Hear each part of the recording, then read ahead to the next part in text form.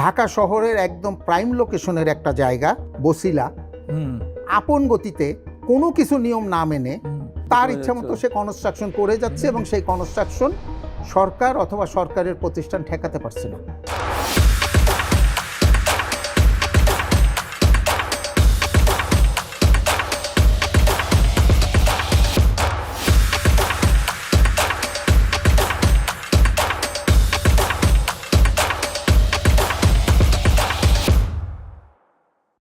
আসসালামু আলাইকুম, সুদীবল্ডুলি। আমাদের বিল্ডিং টু বড়ো with ideas powered by BTI. আজকের অতিথি হচ্ছে আর্কিটেক্ট কাজী গোলাম নাসির সাহেব। আপনাদের সবাইকে এই আজকের ইন্টারেস্টিং আলোচনায় সাদর সম্বর্ধনা জানাচ্ছি। ইন্টারেস্টিং এই জন্য বললাম যে আজকে এমন একজনকে সঙ্গে নিয়ে আসছি যিনি সরকারের সঙ্গে সরকারের প্রধান স্থপতি হিসাবে বহু বছর ধরে কাজ করে এসছেন। এবং শুধু তাই নয়, আমরা এখন যে কনস্ট্রাকশন রুল যেটা আছে, প্রথমে যেটা পাবলিশ করা হয়েছিল 2008 রুল যেটাকে আমরা বলি, সেই কমিটিতে উনি বিশাল একটা ভূমিকা রেখেছিলেন। এবং পরবর্তীতে যত রিভিশন আসছে, ইনক্লুডিং রিসেন্টলি আমাদের 2022-এর ডিটেল এরিয়া প্ল্যান, সেখানে ওনার অনেক অবজারভেশন এবং অ্যানালাইসিস ছিল। ইন অ্যাডিশন টু দ্যাট, ওনার বুয়েট গ্র্যাজুয়েশনের পর গভর্নমেন্টে জয়েন করার পর উনি বিসি কমিটির মেম্বার। বিসি কমিটি হচ্ছে বিল্ডিং কনস্ট্রাকশন কমিটি, যেটা রাজুকের অ্যাপ্রুভাল হয়, সেটার উনি সক্রিয় মেম্বার ছিলেন। এবং সিডিএর মানে চিটাগাং ডেভেলপমেন্ট অথরিটির নগর উন্নয়ন অল্প কিছুদিন, খুব বেশি কর্তৃপক্ষের সঙ্গেও উনি জড়িত ছিলেন। উনি বিভিন্ন পরীক্ষা এবং একাডেমিয়ার সঙ্গে জড়িত আছেন, জুরি হিসাবে বিভিন্ন অ্যাওয়ার্ডের সঙ্গে জড়িত আছেন এবং অত্যন্ত একজন সম্মানিত এবং আমরা যাকে নিয়ে গৌরব করতে পারি এরকম একজন স্থপতি। তো ওনাকে আজকে পেয়ে আমরা অত্যন্ত আনন্দিত এবং এই অনুষ্ঠানে ওনাকে আবারও স্বাগত জানাচ্ছি। আপনাকেও শুভেচ্ছা, আপনাকেও ধন্যবাদ আমন্ত্রণ জানানোর জন্য। আচ্ছা, তো আমরা একটু গল্প আরম্ভ করি। এটা কিন্তু একেবারে পুরোপুরি আমাদের প্রফেশনাল গল্প, কিন্তু সাধারণ মানুষ যাতে বুঝতে পারে সেই জন্য এটা আমরা জার্গন যত কম ইউজ করা যায় সেইভাবে চেষ্টা করব।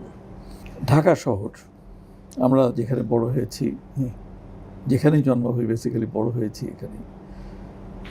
তো ঢাকা শহরের ডেনসিটি বেড়ে গেছে, আমরা জানি। এটা ডেনসিটি বলতে জনবসতি।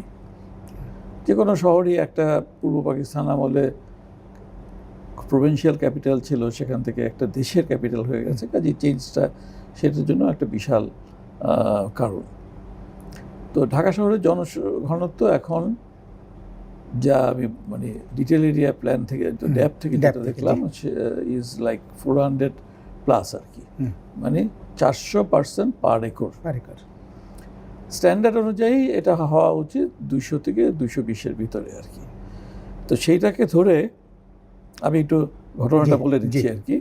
সেটাকে ধরে যারা ডিটেল এরিয়া প্ল্যান, আমি সংক্ষেপে ড্যাপ বলবো, ড্যাপ যারা প্রণয়ন করেছেন তারা অনেক স্টাডি করে দেখেছেন যে এটা ঘনবসতি কমানোর কয়েকটা উপায় আছে। একটা হলো যা হয়েছে তো হয়ে গেছে, এখন থেকে যাতে আর না বাড়ে। এখন থেকে না বাড়ার জন্য কয়েকটা অল্টারনেটিভ থাকতে পারে। তার ভিতরে ওনারাও যেটা বেছে নিয়েছেন যে এখানে প্রথমে ঘনবসতি আর বাড়তে দেওয়া যাবে না। তাই ওনারা যেই ক্রাইটেরিয়া ফিক্স করেছেন তার ভিতরে 2টা মেজর ক্রাইটেরিয়া আমি দেখি আর কি। যে একটা হচ্ছে ডেনসিটি, অর্থাৎ ঘনত্ব, জনসাধারণের ঘনত্ব, ওটাকে একটা কন্ট্রোল এরিয়া আসছে। যেরকম ফর এক্সাম্পল গুলশান এরিয়ার মধ্যে ধরি 1.7 অ্যাপার্টমেন্ট পার কাঠা, একদম ভেরি স্পেসিফিক বলে দিয়েছে। আবার গুলশানের ভিতরেও একই আরেকটা প্যারামিটার আছে, গুলশান এরিয়া কত দূর, আমরা যে গুলশান দেখি সেটুক না, তার সঙ্গে বাড্ডা কিংবা আশেপাশের এরিয়াটাকেও করে নিয়েছে। অন দ্য আদার হ্যান্ড, ওখানে যে টেম্পোরারি স্থাপনগুলি আছে, যেখানে হাইলি ডেন্স লোকজন থাকে আর কি, তাদের আবার ওই নাম্বার অফ পিপলের মধ্যে আনে নেই। তো অটোমেটিক্যালি ডেন্সিটি কমে গেছে। ডেন্সিটি কমে গেলেই ফ্লোর এরিয়া রেশিও বেড়ে যাবে। অন দ্য আদার হ্যান্ড, যেখান থেকে আমরা কমিউনিকেট করতে সুবিধা থাকলে দৈনন্দিন জীবনের সুবিধা, মধ্যবিত্ত পরিবার কিংবা উচ্চ মধ্যবিত্তেরও কিছু পরিবার আছে, লাইক ইন্দিরা রোড আর মগবাজার আর শান্তিনগর, সেসব এরিয়ায় আবার দেখা গেছে ওখানে তো পার্মানেন্ট স্ট্রাকচার অনেক আছে, তো সেখানে দেখা গেছে 2.1-এ চলে আসছে, অর্থাৎ জমি যা তার দ্বিগুণ আপনি ম্যাক্সিমাম বাড়াতে পারবেন, তো কিছুই করা যায় না আর কি। তো এগুলি ড্যাপের যারা কমিটি, ওনাদের সঙ্গে নানান আলোচনা করে কিছুটা পরে রিভাইজ করা হয়েছে, আর কিছু নতুন ধরনের ইনসেন্টিভও যোগ করা হয়েছে, যেগুলি আমি ডিটেলে যাচ্ছি না, আপনিও বলবেন আর কি। এই হলো প্রিয়াম্বলটা আমি কি বললাম। যেহেতু আপনি সরকারের প্রধান স্থপতি ছিলেন, তো আপনার কাছ থেকে এমনি ইনফর্মাল আলোচনায় যেটা জানি তার থেকেও একটু আমাদের দর্শকদের জন্য আরেকটু ক্লিয়ার এবং কি করা যায়, আমি একটু আপনি আরম্ভ করার আগে আরেকটা কথা বলে নিই, যে একটা অল্টারনেটিভ হচ্ছে ডিসেন্ট্রালাইজ করা, হ্যাঁ, ঢাকার বাইরে কিংবা পেরিফেরিতে নিয়ে যাওয়া সবাই লোকজন যারা থাকে কিংবা অফিস কাছারি, তো সেটাকে এখনও কিন্তু ওইরকম কানেক্টিভিটি হয়নি। এখনও কেন, কানেক্টিভিটি হলে পরেও যে কমিউটিং টাইম লাগে সেটা ফিজিবল না। And in addition to that ওই এরিয়াগুলিতেও আবার FAR এর ভ্যালু ইজ ভেরি লো। জি, এখন আপনি বলেন। ধন্যবাদ আপনাকে। মজার একটা বিষয় আসলে, আমি তো পেশায় স্থপতি, পরিকল্পনা সংক্রান্ত বিষয়ে আমাদের থিওরির ভিতরে যেইটুকু ছিল সেইটুকু একাধিকবার আমাদের পড়িয়েছিল, second year, third year, fourth ইয়ারে নানানভাবে পড়িয়েছিল, ওখান থেকে ওইটুকু। আমি বিশেষজ্ঞ না, কিন্তু ঢাকাতে থাকা অবস্থায় স্থপতি হিসাবে প্র্যাকটিস করার ক্ষেত্র থেকে ড্যাব গেজেট হওয়ার পরবর্তী সময়কাল থেকেই আমি আপন উৎসাহে ড্যাপের পৃষ্ঠা উল্টেছি। উল্টালতে আমি নানান রকম আসলে তথ্য পেয়েছি, নানান রকম তথ্যগুলো এক হচ্ছে, যখন আমি গাঁথতে গিয়েছি, আমি গাঁথতে পারি নাই দেখেই আসলে নানান সময় আমার যে কথা বলা বা লেখা অথবা প্রশ্ন, যেই প্রশ্নগুলো শুনলে পরে যারা ড্যাপ লিখেছেন তারা উত্তর দেওয়ার চেয়ে বেশি উত্তেজিত হচ্ছে। উত্তর পাচ্ছি না আমি, কিন্তু উত্তেজনা দেখতে পাচ্ছি।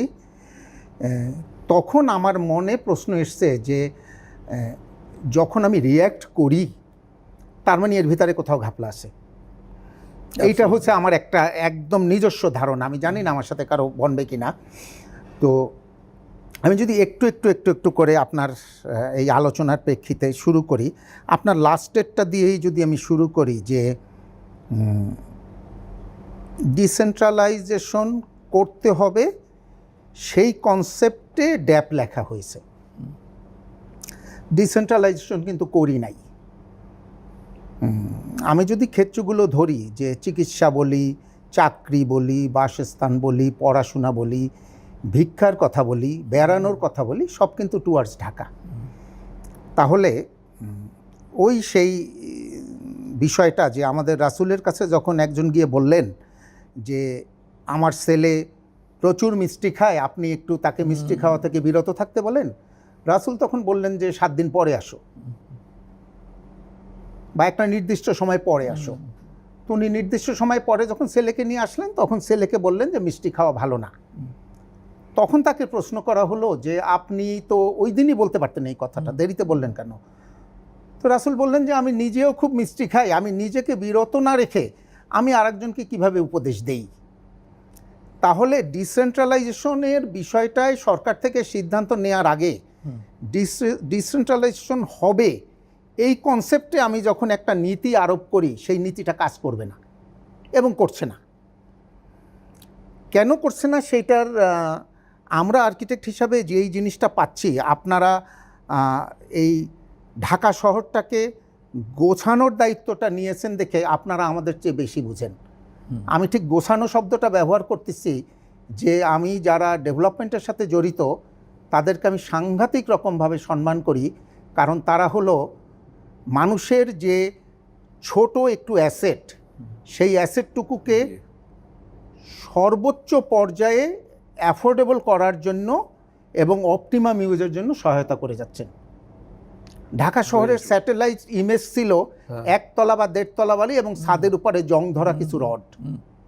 কোনো একদিন এটা উঁচু হবে, কোনো একদিন এটা উঁচা হবে। বাপে পেনশনের টাকায় একতলাই করতে পেরেছে, ছেলে যদি কোনোদিন পারে 2 তলা করতে পারবে বা কিছু। তার মানে এক খণ্ড হীরক খণ্ড অথবা প্লাটিনাম খণ্ডের জমি, যেটা স্কাই ওয়াজ দ্য লিমিট, সেইটাকে আমি 1 তলা 2 তলা 3 তলাতে নির্দিষ্ট করে ফেলছিলাম এবং এই সীমিত আবাসিক জমিটার অপটিমাম ইউজ আমি করতে পারছিলাম না। সেখানে ডেভেলপার যারা কাজ করতেছেন তারা ওইখানে একটা সাপোর্ট দিচ্ছেন, এই জন্য আমার স্যালুট তাদের কাছে যে তারা ঢাকা শহরের স্কাইলাইনটাকে চেঞ্জ করেছেন। Thank you so much. আমি একটু ইন্টারাপ্ট করি যে this is the first time at least কোনো ফোরামে আমাদের এতটুকু রিকগনিশন হলো। ডেভেলপারদের এই যে রিকগনিশনটা আমি সকল সময় বলে যাই, কারণ হলো আমাদের যদি এখন 18 কোটি মানুষ বলি আমরা, 18 কোটি মানুষের 5 থেকে 6 কোটি মানুষ এই ডেভেলপমেন্ট ইন্ডাস্ট্রিটার সাথে প্রত্যক্ষ এবং পরোক্ষভাবে জড়িত। যারা আমরা নীতিমালা লেখি, নীতিমালা তৈরি করি, নীতিমালা বাস্তবায়নের কথা চিন্তা করি, তারা এই পার্টিকুলার এই সেক্টরটাকে কেন জানি অনুধাবন করতে পারছে না। আমার একদম একান্ত ব্যক্তিগত মতামত, আমি একবার অ্যানালাইসিস করে দেখেছিলাম 5 থেকে 6 কোটি লোক এই ডেভেলপমেন্ট সেক্টরটার প্রত্যক্ষ এবং পরোক্ষ পেরিফেরিয়াল যত ইন্ডাস্ট্রি আছে সবগুলোর সাথে সম্পৃক্ত। তাহলে দেশের 6 কোটি লোকরে যারা খাওয়াচ্ছে, তাদের যে চিন্তাভাবনা, তাদের যে কর্ম পরিস্থিতি, তাদের সাথে সরাসরি কথা বললেই তো হয় যে আপনাদের তরফ থেকে আমরা এরকম একটা জিনিস গোছাতে চাচ্ছি, আপনাদের তরফ থেকে সহায়তা দেন। আমি সরকারি চাকরি করেছি এবং সরকারি চাকরি করে স্থাপত্য অধিদপ্তরের প্রধান হিসাবে আমার রিটায়ারমেন্ট। আমি যখন চাকরির মাঝামাঝি পর্যায়ে শুরুর পরে 83 সালে 87 সালে চাকরিতে ঢুকেছি, ধরেন 90-92 থেকে আমি শুনতেছি ঢাকা শহরে স্যাটেলাইট 4টা শহর হবে, ঢাকা থেকে কানেকশন হবে। 92-95 কথা, আজকে 30 বছর। এই কানেকশন 4টা হয়ে যখন ওখানে ডেভেলপ করতো দিল্লির মতো, তখন আমি বলতাম যে আমার ঢাকা শহরে ঢুকতে একটা পাসপোর্ট লাগবে। এক্স্যাক্টলি।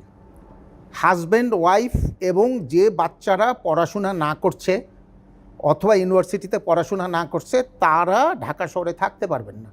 তো এই যে এই জায়গাটাতে প্রথমত আসলো হলো স্যাটেলাইট টাউনের বিষয়, দ্বিতীয়ত আসলো যে ডেনসিটি 2টা দিক আছে। একটা দিক হলো খারাপ দিক, যে আধিক্য, আর একটা দিক হলো ভালো দিক। যদি এই জনসংখ্যাটাকে আপনি মুভ করাতে পারেন শক্তিতে, কেমনি করাবেন আমি জানি না, এটা করানোর জন্য লোক আছে, অর্থনীতিবিদ আছে, সোশ্যাল অ্যাক্টিভিটি নিয়ে যারা কাজ করে তারা আছে, সরকারের পলিসির বিষয় আছে, যে আমার ঢাকা শহরে জনসংখ্যা আছে এত কোটি, আমি এটাকে শক্তিতে রূপান্তর করব।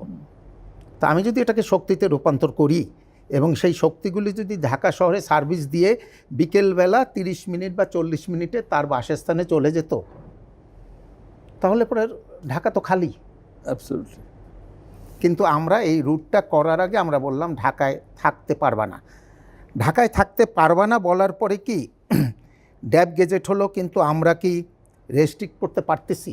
না, পারছি না। তো রেস্ট্রিক্ট করতে পারতেছি না, তার মানে হলো যে লোকটা একটা মোটামুটি সুষ্ঠু আবাসনের ভিতরে থাকার চেষ্টা করত, তাদেরকে উচ্চতা খর্ব করা, এরিয়া খর্ব করা, ডেনসিটি খর্ব করা মানে হইল আনঅথরাইজ কিছু কনস্ট্রাকশনের ভিতরে তাদেরকে ঢুকাচ্ছি। এবং আমরা আমাদের পলিসি নির্ধারণের সময়, আমাদের ডাটা নেওয়ার সময় এই আনঅথরাইজড কনস্ট্রাকশনের যে হাইটগুলো আছে এবং যে বিল্ডিংগুলো আছে ওদেরকে মাইনাস করে দিয়ে আমি এখন ক্যালকুলেশন করতেছি।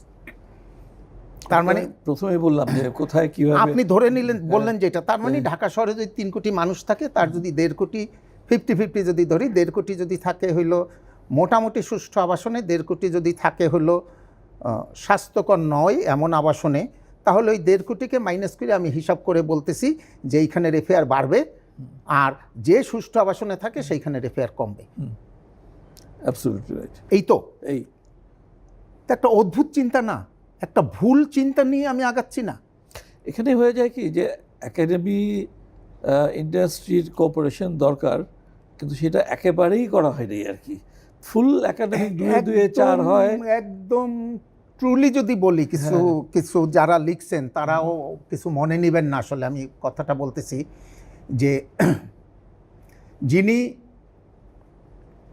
অধ্যাপনা করেন, with due respect to all my teachers, যারা অধ্যাপনা করেন তাদের যে থিওরি, সেটা যখন কর্মক্ষেত্রে আসে, বাস্তবতায় আসে, কোনো সময় এই থিওরি পাল্টায়। অফকোর্স থিওরি পাল্টাতে পারে, বাস্তবতার উপরে ডিপেন্ড। বাস্তবতার উপরে যদি থিওরি না হয় তাহলে ওই থিওরি পাল্টায়। জি। এবং থিওরি যখন বাস্তবতাকে নিয়ে পাল্টায় তখন ওই বাস্তবতাটা যেটা আসে সেই বাস্তবতাটা হলো আসলে রিয়েল জিনিস। তো এই যে স্বর্ণকাররা বলেন না যে নিখাত সোনায় অলংকার হয় না, তো এখন আমি ডেনসিটির বিষয় বললাম যে ডেনসিটি 200-এর বেশি হতে পারবে না, তার মানে আমি একটা নিখাত সোনার বিষয় নিয়ে চিন্তা করতেছি, কিন্তু অলরেডি আমার ঢুকে আছে 400-500।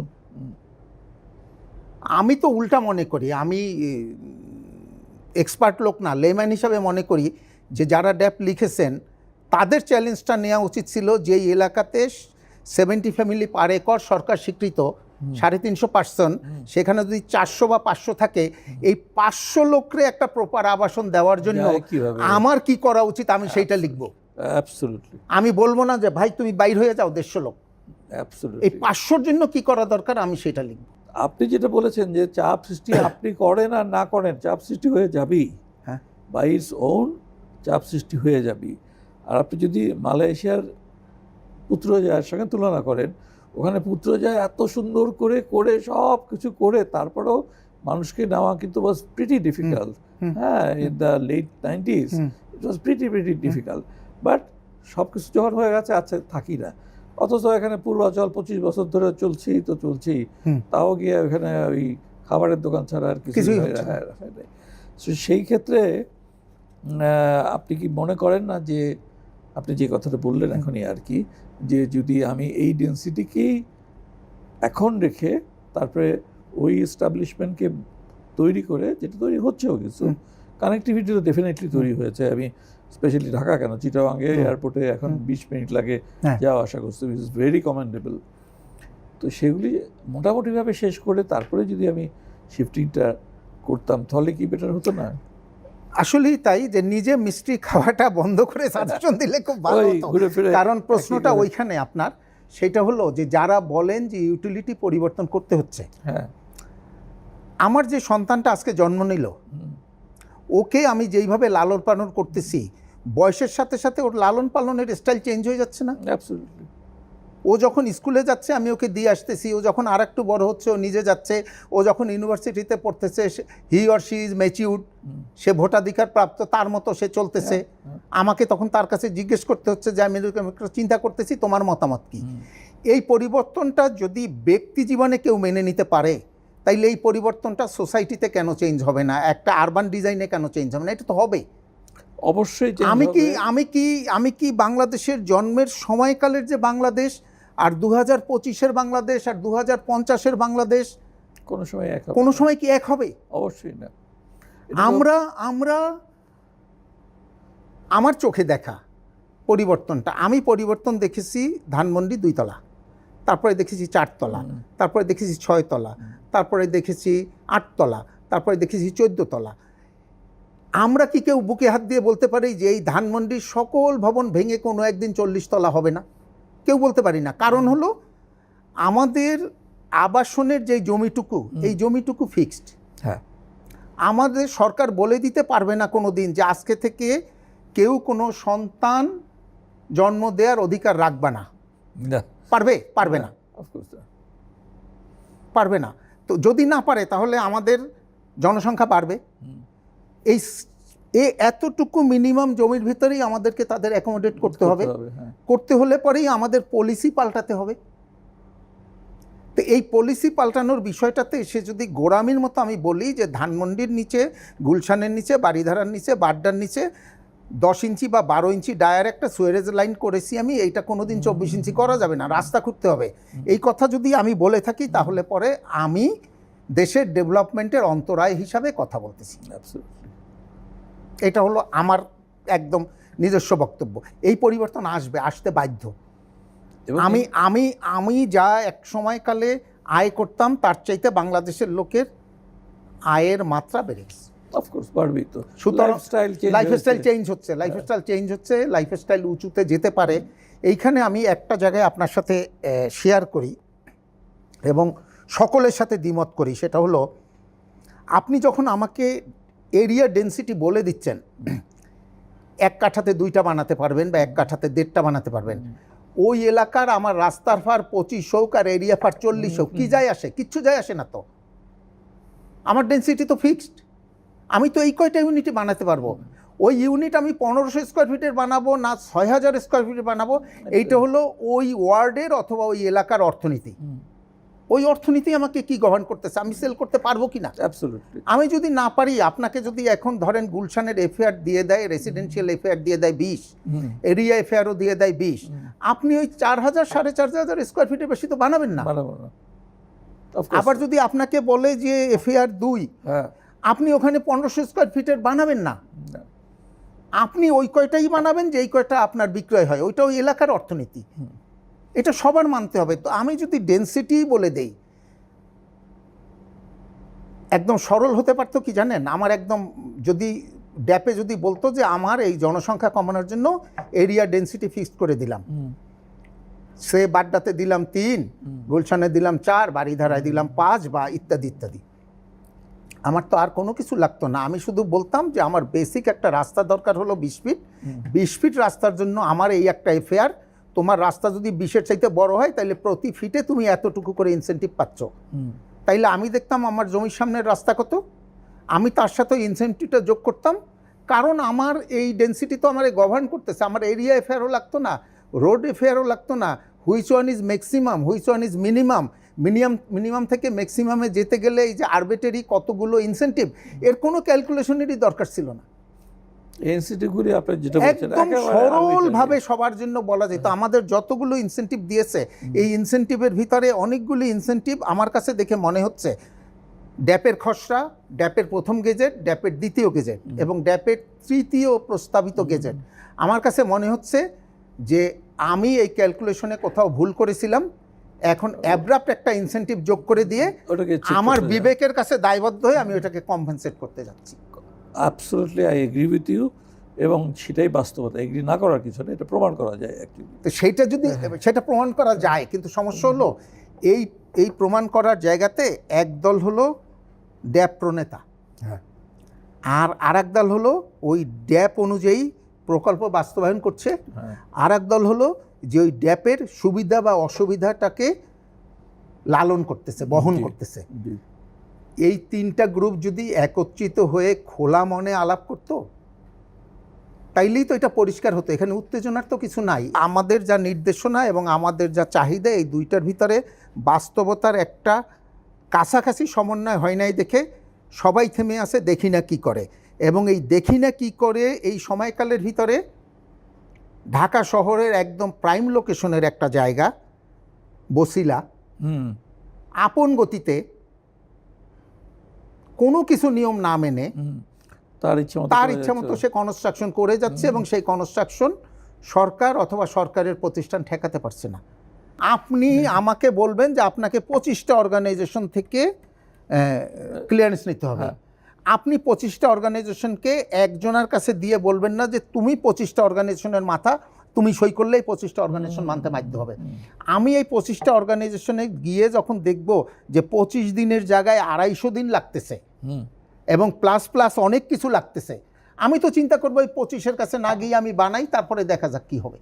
তো অনেক নেগেটিভের ভিতরেও আলহামদুলিল্লাহ আমরা এখন পর্যন্ত যারা চালিয়ে যাচ্ছি বিকজ আমরা ওই যে বললাম যে মেনে নিয়েছি আর কি। আচ্ছা ঠিক আছে, এখন যা আসছে চলি, এর থেকে ভালো আসবে। Thank you so much. আমি আমার নেক্সট পয়েন্টটা একটু চলে যাই। সেটা হচ্ছে যে ঠিক আছে, সব ধরলাম যে আমরা একটু ইয়েই করতে হবে, মানে ধরে নিলাম না, আমি এটা অ্যাকসেপ্টও করেছি যে আমাদের আগের স্টাইলে থাকা যাবে না। সার্টেন নাম্বার অফ পিপল ওই এরিয়ার মধ্যেই থাকতে হবে, যেটাকে আমরা গেটেড কমিউনিটি বলি। একটা কমিউনিটি যেখানে গেট দিয়ে বন্ধ করা আর কি। তো সেটাকে আমরা পার্টিকুলারলি কোভিড লাস্ট টাইম যাওয়ার পরের থেকে অনেক কাজ করছি এবং সেটার ভিতরে যত ইন্ডিপেন্ডেন্ট ফ্যাসিলিটি দেওয়া যায় ফর অল এজেস আর কি, সেটা নিয়েও চেষ্টা করছি আর কি। তো এই ব্যাপারে যদি আমাদের একটু এনলাইটেন করেন। সবচাইতে বড় উদাহরণ হইল গেটেড কমিউনিটির জেলখানা।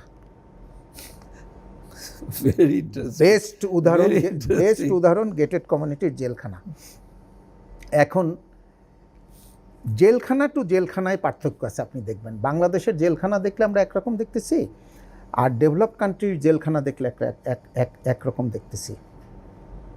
ওই জেলখানাতে আমরা দেখতেছি যে সারাদিন ফুটবল খেলছে, টেবিল টেনিস খেলছে, বাস্কেটবল খেলছে, পড়াশোনা করতেছে, সোসাইটির জন্য কাজ করতেছে, কিন্তু দেয়ালের বাইরে বের হতে পারছে না, এবং গিয়ে সে 7 ফিট বাই 10 ফিট রুমে রাতে ঘুমাচ্ছে। এবং ফ্যান্টাস্টিক একটা ঘর, সেইটা অনেক ডরমিটরির বেডের চাইতেও নিখুঁত। তা আমাদের এখানে গেটেড কমিউনিটি নিয়ে অনেকেই কাজ করতেছে, এবং এইটার প্রতি একটু সদয় হয়ে বলবো আমি, যে যারা পরিকল্পনা করেছেন তারা সদয় হয়ে এখানে এফএআর বাড়িয়ে টাড়িয়ে দিয়ে একটা কমিউনিটি ডেভেলপমেন্ট নামে, ব্লক ডেভেলপমেন্ট নামে তারা একটা রাইট আপ লিখেছেন এবং ই করছেন। এই ড্যাপের যখন খসড়া হওয়ার পরে যখন প্রথম সংশোধনী হয়, তখন আমার নিজের এই ব্লক ডেভেলপমেন্ট নিয়ে সাংঘাতিক রকম অ্যানালাইসিস আছে। আমি একদম পুঙ্খানুপুঙ্খভাবে আমি অ্যানালাইসিস করে দেখছি। অর্থনীতির ছাত্র না হয়েও প্রজেক্ট ভ্যালু পর্যন্ত বের করে এরিয়া ওয়াইজ আমি চেক করে দেখছি। দেখে আমি রাজুকে বলেছিলাম যে আপনারা যেটা লিখছেন এটা ফিজিবল হবে না। কেন? তারা প্রশ্ন করেছিল ঠিক কেন।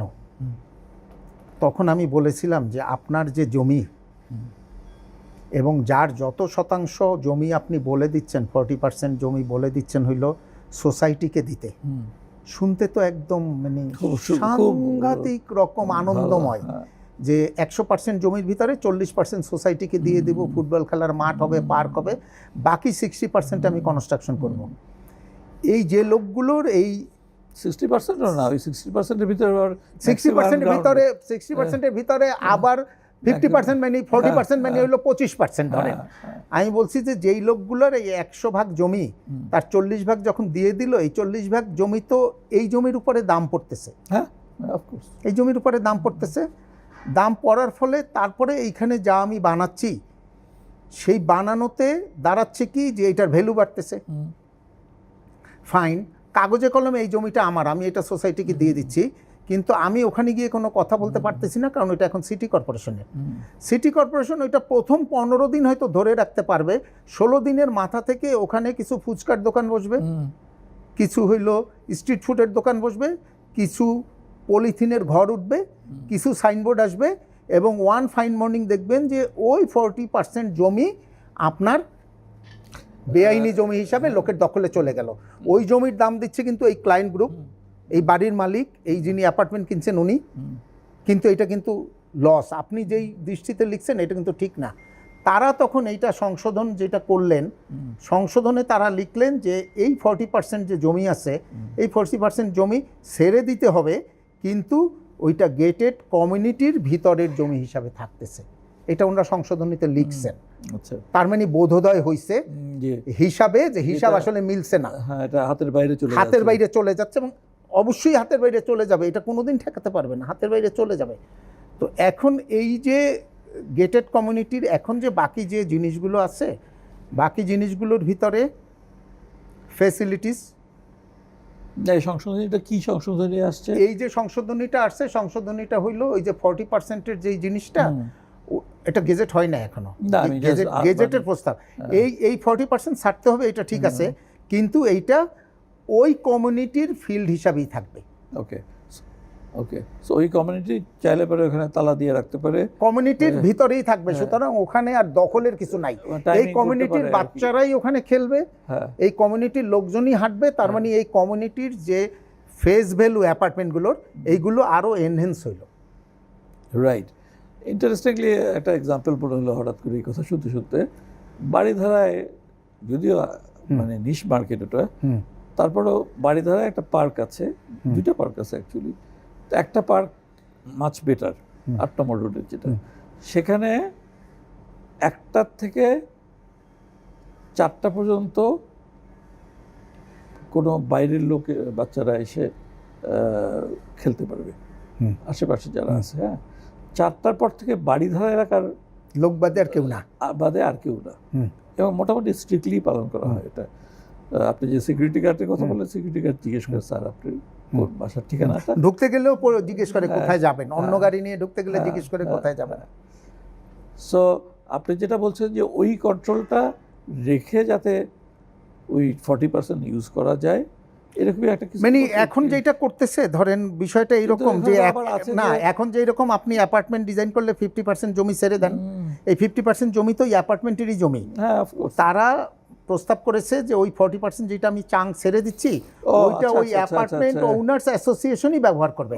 এইটা ওই যে বাইরে ছেড়ে দিছিল, যে একটা সরল বিশ্বাসে শহর ডেভেলপমেন্টের কথা চিন্তা করছিল না, ওইটা ওরা ওখান থেকে ব্যাক করতেছে। কারণ হিসাব নিকাশে তারা বুঝতে পারছে যে এইটা মাঠ হিসাবে রাখা আসলে সম্ভব না, এটা দখল হয়ে যাবে, ভেরি মাচ ট্রু, দখল হয়ে যাবে। তো এইটা একটা জিনিস করেছে।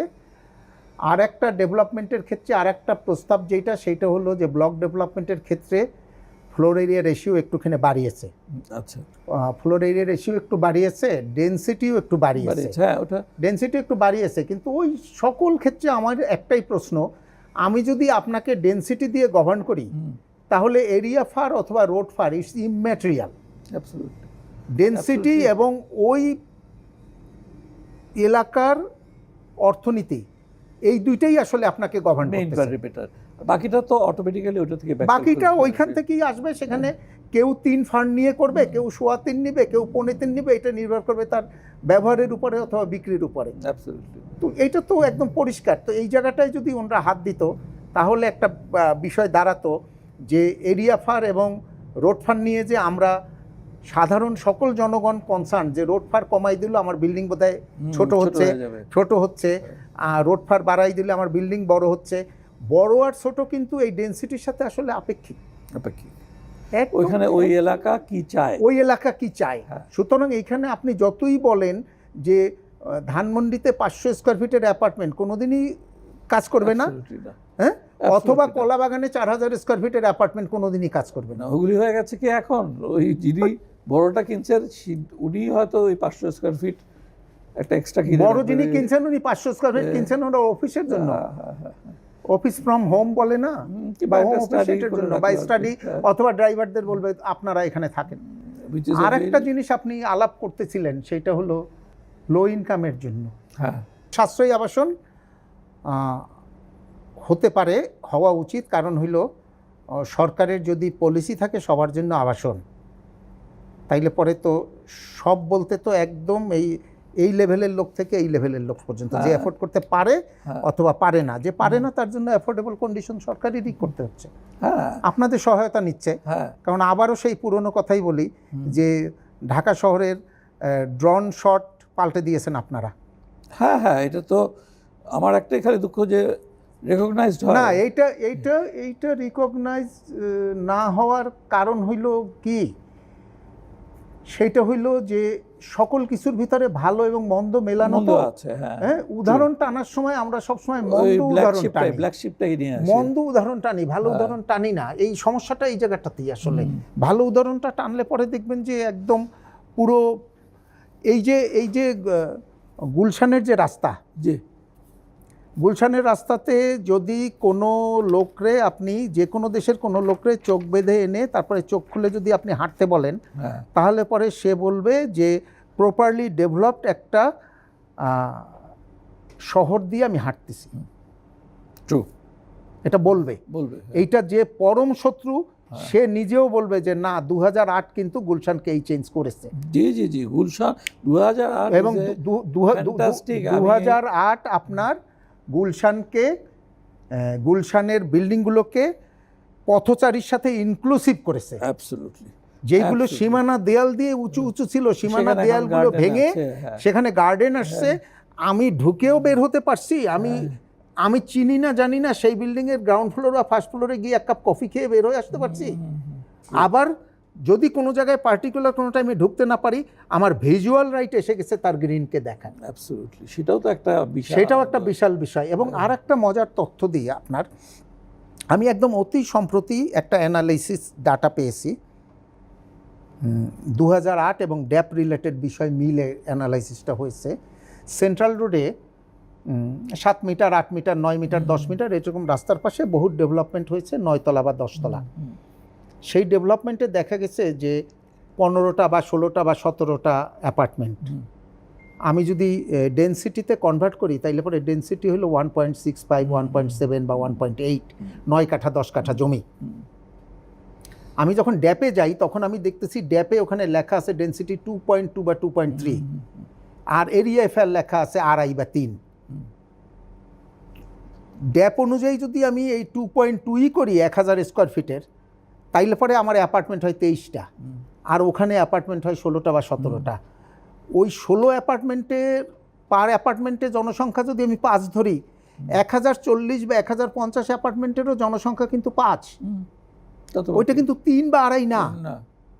তাইলে এই ড্যাপ নিয়ে যখন আমি বলি যে 2008 খারাপ, ড্যাপ ভালো, ড্যাপে ডেনসিটি কন্ট্রোল করলে ঢাকা শহর বাঁচতেছে, আমি তো একদম এরকম নানান জায়গার 5টা 7টা 10টা কেস উদাহরণ দিয়ে বলতে পারি যে ভাই আমি অ্যাপার্টমেন্ট বানাইতাম 16টা, তুমি আমাকে এখন বানানোর জন্য বলতেছো 24টা। আমি 16টা বানাইতাম 1800 স্কোয়ার ফিটের, তুমি এখন বলতেছো 1000 স্কোয়ার ফিটের। তো স্কোয়ার ফিট কমাই তো তোমার কোনো লাভ হয় নাই, তুমি তো জনসংখ্যা বাড়াই দিছো। তার মানে তোমার ক্যালকুলেশনে কোথাও গন্ডগোল আছে। না, ওইরকম গন্ডগোল দেখানোর মতো বহু জায়গায় গন্ডগোল আছে, গন্ডগোলটা ঠিক করো। গন্ডগোল ঠিক করলেই তো ড্যাপ একদম পরিশোধিত, পরিশীলিত, ব্যবহার উপযোগী এবং গ্রহণযোগ্য ড্যাপ হয়। Absolutely, absolutely. আমি তো প্রথমেই বলেছি আপনার মতো আমিও ড্যাপের পক্ষে। আমি পক্ষে, আমি একটু বিপক্ষে না, আমি পক্ষে, কিন্তু এটা ঠিক করো, ভুলটাকে ঠিক করো। ডুয়েবল। কারণ হলো এই ড্যাপের সাথে অর্থনীতি জড়িত, ড্যাপের সাথে জমির মালিকের মালিকানা সত্ত্ব জড়িত, ড্যাপের সাথে ডেভেলপমেন্টের বিজনেস জড়িত, ডেভেলপমেন্টের বিজনেসের সাথে 5 কোটি লোকের 2 বেলা খাওয়া পড়া জড়িত। তুমি এই পার্টিকুলার 2 লাইন পরিশীলিত একটা কিছু লিখে দিলা, দেওয়ার ফলে সাথে সাথে এতগুলো লোক স্থবির হয়ে গেল। তুমি সেকেন্ড টাইম থার্ড টাইম চিন্তা করো যে ভুলটা কোথায়। হ্যাঁ, এটা বারবার রিভিশন করা তো, ভুলটা কোথায়। এইটা তো কোরআন শরীফ না যে এটা পাল্টানো যাবে না। ভুলটা কোথায় চিন্তা করো, চিন্তা করে এটা করো। অর্থনীতির চাকা তো গড়াচ্ছে না। সমস্যা হলো কি, আমরা যখন এই যে বুয়েটে থাকা অবস্থায় ক্লাস টেস্ট দিতাম, যখন নেগেটিভ মার্কিং ছিল তখন ধরা গাইতাম কি, 0-র নিচে যদি কোনোদিন পেয়ে যেতাম, ওই নিচ থেকে 0 আসাটা হইল প্রথম কষ্ট। 0-র পরে তো আগাবে। এখন তো এই ড্যাপের কাহিনীর জন্য 3 বছরে তো 0-র নিচে নেমে গেছে সব। আগে 0-তে আসতে হবে, আমাকে তো 0-তে আসতে হচ্ছে, তারপরে তো অর্থনীতির চাকা।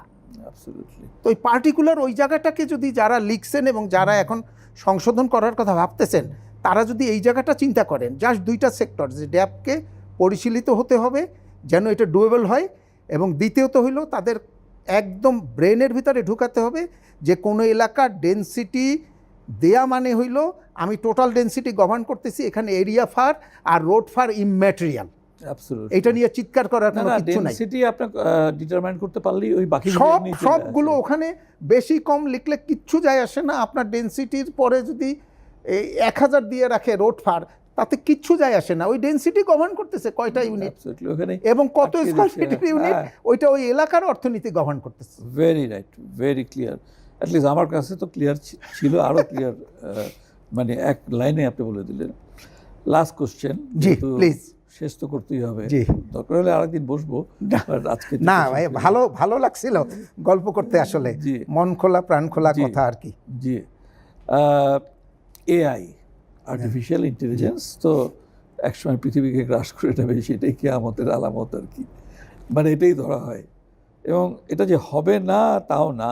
প্রথমে আমি বলেছিলাম যে যখন আমরা ডিজাইন করতাম তখন তো স্লাইড রুল, হ্যাঁ স্লাইড রুল অ্যান্ড পুরাটা হাতে ক্যালকুলেশন, 300-400 পৃষ্ঠা ক্যালকুলেশন, হাতে ক্যালকুলেশন। তারপর সেখান থেকে আস্তে আস্তে আমি স্ট্রাকচারাল সাইডটা বলছি, এখন বিভিন্ন সফটওয়্যার ইট্যাপ চলে আসছে। এখন প্রথমে আমাকে দেখতে হয় আবার ওই এম্পিরিক্যাল ক্যালকুলেশন দিয়ে যেটা কাছাকাছি আছে কিনা।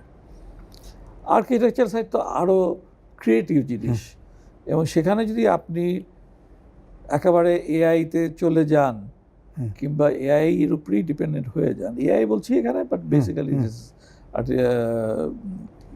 সফটওয়্যার আর কি, তাতে ডেফিনেটলি একটা, আমি মনে করি যে ক্রিয়েটিভিটির একটা ঘাটতি আসবে। হ্যাঁ, তো এই জায়গাটা আমার ইয়াং আর্কিটেক্টদের জন্য কিছু আপনি যদি সাজেশন দেন তাহলে আমি খুশি হব, বিকজ আমি দিলে পরে আবার আমি এই কম্পিউটার সেক্টরটাতে অসম্ভব রকম আনাড়ি। কেমন আনাড়ি আমি বলি, যে আমি যখন আমাদের একজন শিক্ষক আসলেন বিদেশ থেকে, উনি এসে আমাদের একটা কম্পিউটারের থিওরির উপরে পরীক্ষা নিলেন। আমরা সেকেন্ড ইয়ারে বোধহয় বুয়েটে থাকতে আর্কিটেকচার পড়তে গিয়ে সেকেন্ড ইয়ারে আমরা একটা কম্পিউটার থিওরির উপরে পরীক্ষা দিলাম। আমি কিন্তু তখন জীবনেও দেখি নাই কম্পিউটার কি জিনিস, কিন্তু আমাদের থিওরির উপরে পরীক্ষা নিলেন, আমরা পরীক্ষা দিলাম। তারপরে একটা বুয়েটে কম্পিউটার আসলো, সেটা ঢোকার জন্য আবার পারমিশন লাগতো, খালি পায়ে ঢুকতে হতো। তারপরে আমাদের অফিসে একসময় কম্পিউটার আসলো, আমি নিজে একটা কম্পিউটার কিনলাম 286 একটা মেশিন, সেটা এখনো যত্ন সহকারে আমি রেখে দিয়েছি। হ্যাঁ, এখনো ইনট্যাক্ট এখনো আছে। আমি মনে করছি যে আমি এটা আমাদের সায়েন্স মিউজিয়ামে আমি দিয়ে যাব, আমি এরকম ভাবতেছি যে 286 ব্র্যান্ড মানে ওই প্রসেসর 386 এর আগের ভার্সন যেটা, সেইটাই প্রথম কিনেছিলাম আমি 80,000 টাকা দিয়ে, কোন আমলে 90, 91, 92 দিকের। এখন এই যে জায়গাটা, এই জায়গাটাতে আমরা তো অনেকগুলো সেক্টর দেখা মানুষ, স্লাইড রুলে ক্যালকুলেশন, ক্যালকুলেটরে পরীক্ষা দেওয়ার জন্য আন্দোলন, প্যারালাল বারে ড্রাফটিং, তারপরে কম্পিউটারের ড্রাফটিং, এখন তো আর্টিফিশিয়াল ইন্টেলিজেন্স দখল করে ফেলছে না যে তা না, ফেলছে। বিষয়টা আসলে দাঁড়াচ্ছে, আমার অ্যানালাইসিস লেম্যান হিসাবে আমি যে প্রবলেমটা ফেস করতেছি সেটা হলো যে আমি ইন্টেরিয়র ডিজাইন নিয়ে পড়াশোনা করেছি, আমি ইন্টেরিয়র ডিজাইন করি, এবং ইন্টেরিয়র ডিজাইন করতে গিয়ে আমার একটা প্রজেক্ট থেকে আর একটা প্রজেক্টের ভিতরে যেন ভেরিয়েশনটা থাকে, আমি সেটা সর্বান্তকরণে চেষ্টা করি, মেধা থেকে যতটুকু আসে। ইদানিং আমি দেখছি যে এই ইন্টেরিয়র ডিজাইনের এই সেক্টরটাতে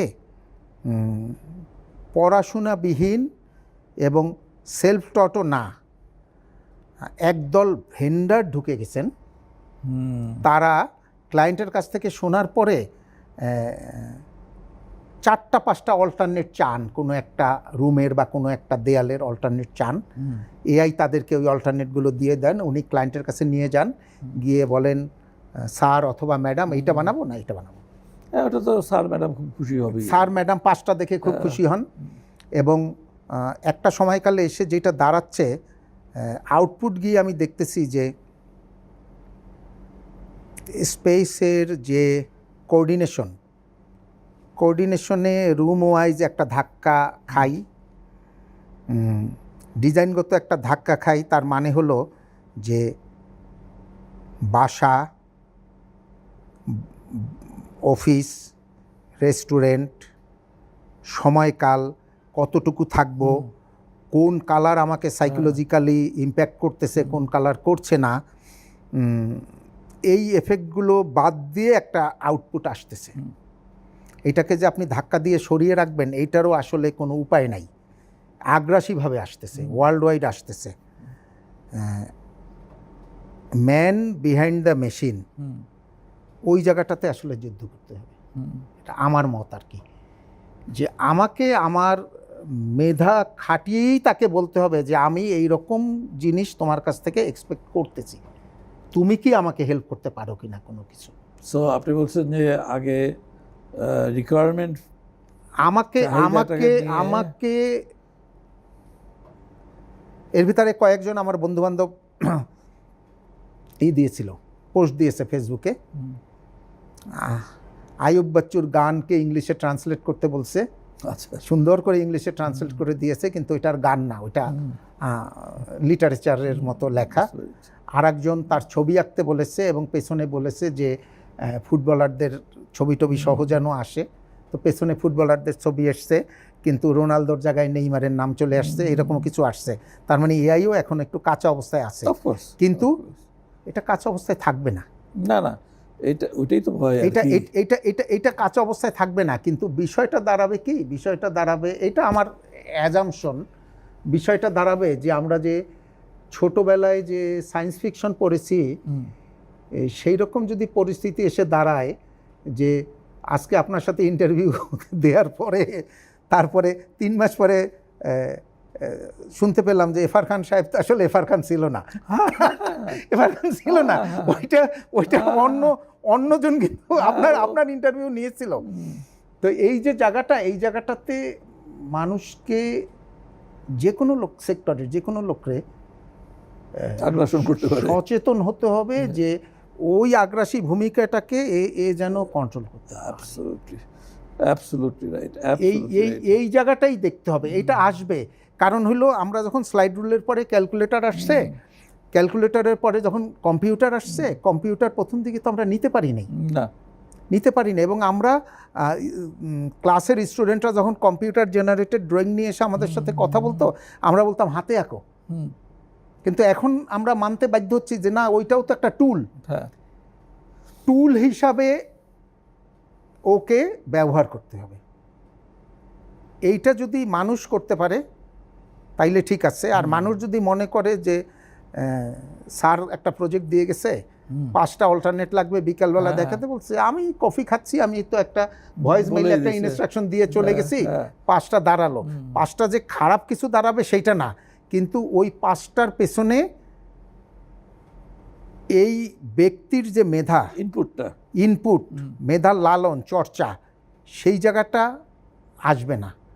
না আসলে পরে যে পরিস্থিতিটা দাঁড়াবে, সেই পরিস্থিতিটা হলো যে মানুষের অধিক্ষেত্রভুক্ত যে এলাকাগুলো, সেই এলাকাগুলোকে হারিয়ে ফেলবে। বাট সেটা তো মানুষের ন্যাচারাল টেন্ডেন্সি না, যে আমি শর্টকাটে রেজাল্ট নিয়ে আসতে পারি। সেইটাকে ধরেন আমি as the overall manager of the organisation, আমি এটাকে কীভাবে কন্ট্রোল করবো আমার আর্কিটেক্টের জন্য? কারণ আমি তো তাকে বুঝাতে পারি। আপনি একটা হলো যে একটা হলো মোটিভেশন। না, মোটিভেশন আমি একটু অন্যভাবে করি যে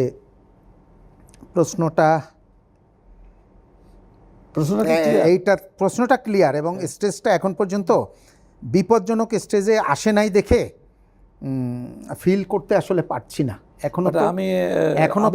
এখনো তো প্রাথমিক স্টেজ, যার ফলে এই ফিলিংসটা কম। কিন্তু এটার একটা মারাত্মক জায়গা আসবে কোন জায়গাটায়? সেই জায়গাটা আসবে হলো ওয়ান ম্যান শো হয়ে যেতে পারে, অনেক হতে পারে। আমি অফিস, আমি ক্যাটার করলাম সব ক্লায়েন্টদের ভায়া ইনস্ট্রাকশন, তো এইটা একটা হতে পারে।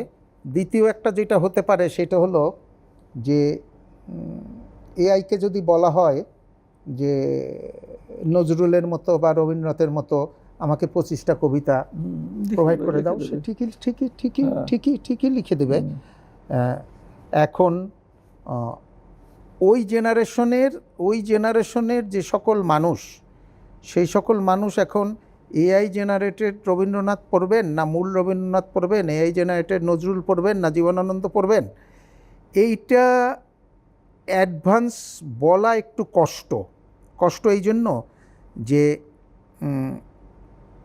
কম্পিউটারটা আমাদেরকে যখন দখল করতে আসে, তখন আমরা ক্ষেত্র বিশেষে কম্পিউটার অনেকে অ্যাকসেপ্ট করি নাই, কিন্তু এখন করতে বাধ্য হচ্ছি।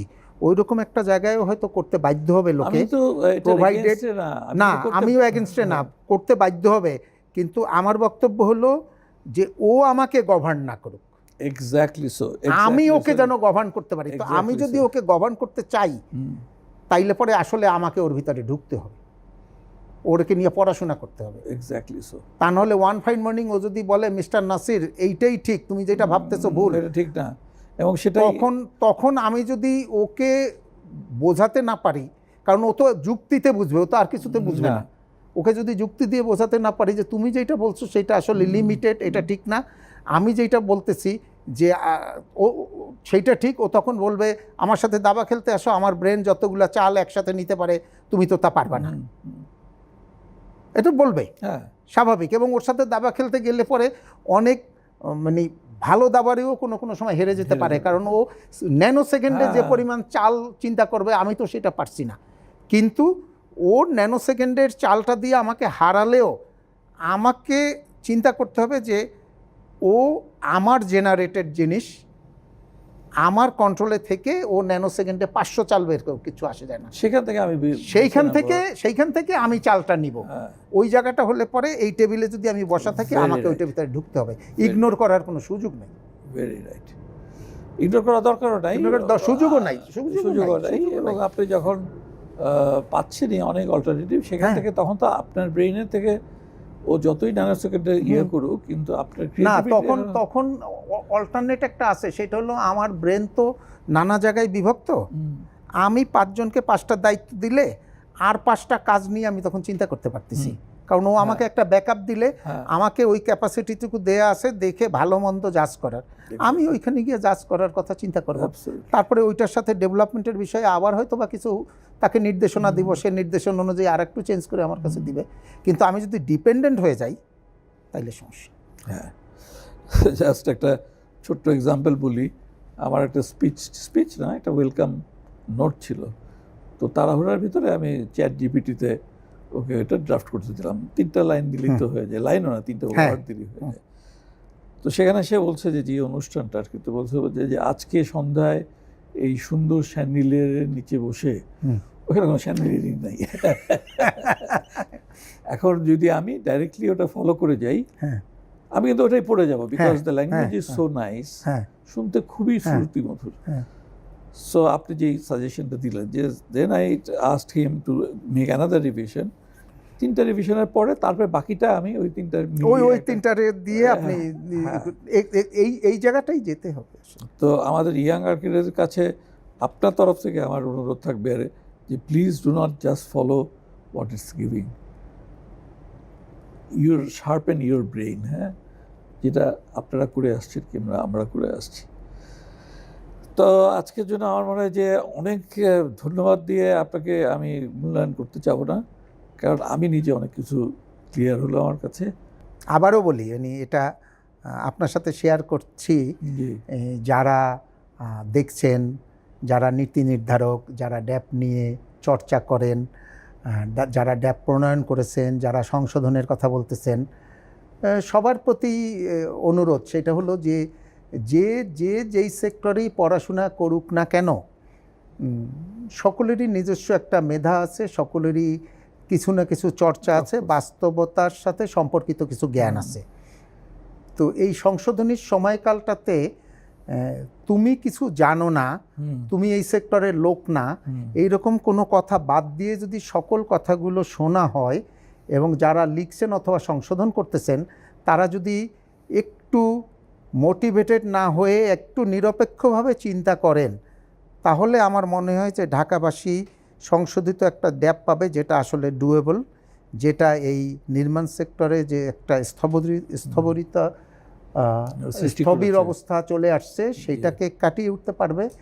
এবং আরও একটা বিষয় আসলো যে এই যে সেই পুরনো কথা যে 16 কোটি 18 কোটি লোকের 4 থেকে 5 কোটি লোক যেই সেক্টরটার সাথে জড়িত, সেইটাকে পুনরায় চাকাটাকে চালু করা এবং দেশের ইন্ডাস্ট্রিগুলোকে সাবলীল অবস্থায় বাঁচিয়ে রাখার প্রচেষ্টা, এই জায়গাটাকে একটু মানে বিবেক নিয়ে চিন্তা করা দরকার। অন্যে আমার চেয়ে ভালো জানে, আমার চেয়ে কম পড়াশোনা করা লোকও বেটার কিছু চিন্তা করতে পারে, তখন ওইটা মেনে নিতে পারি যদি বিবেক কাজ করে।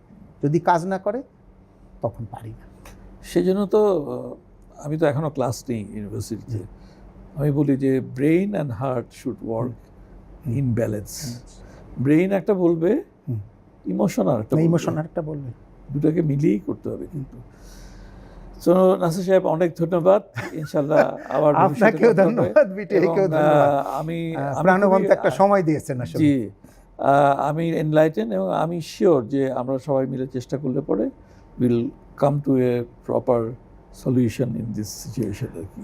আশা করি, ইনশাআল্লাহ আশা করি। এবং আমার মনে হয় যে সরকারও বিষয়টা একটু দেখবেন, জি সরকার একটু খতিয়ে দেখবেন যে একটা ইন্ডাস্ট্রি 3 বছর যাবত এরকম একটা পরিস্থিতি কেন, কারণ কি, বিহাইন্ড দ্য সিন আসলে কি, অ্যাবসলিউটলি দেখা দরকার। অ্যাবসলিউটলি। তো আজকের জন্য শেষ করি। Thank you. দর্শক মণ্ডলী আমাদের সঙ্গে থাকার জন্য আপনাদের সকলকে ধন্যবাদ। আল্লাহ হাফিজ।